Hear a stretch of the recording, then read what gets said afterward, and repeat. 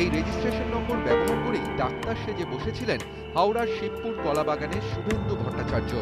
চেম্বারে উপচে পড়ল ভিড়। এই রেজিস্ট্রেশন নম্বরের আসল মালিক এমপি পড়তে ব্যস্ত।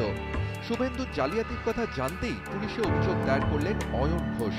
রাজ্য মেডিকেল কাউন্সিলে অভিযোগ জানাচ্ছেন অয়ন।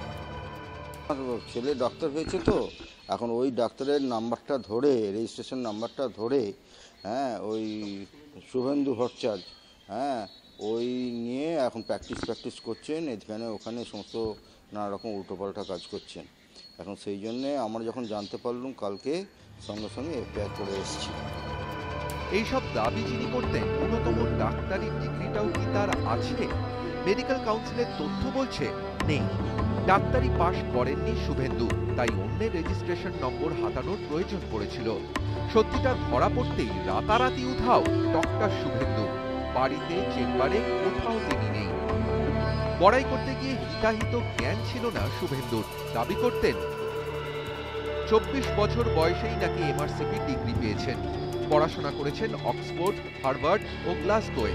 সবচেয়ে কম বয়সে এমআরসিপি করার জন্য নাকি কুইন্স মেডেলও পেয়েছেন। বড় বিদেশি ডিগ্রি দেখে যারা চেম্বারে ভিড় জমাতেন, তাদের অভিজ্ঞতাও ভয়াবহ।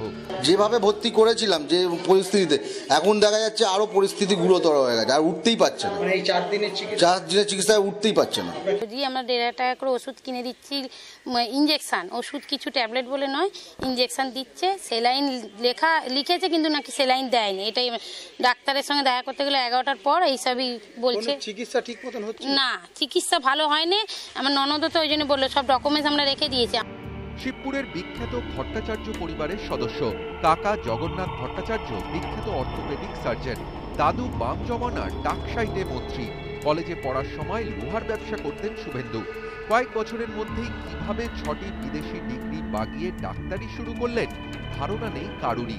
যাদের চিকিৎসা করেছেন তাদের কি উন্নতি হয়েছে তা নিয়েও ধন্দে চিকিৎসকরা।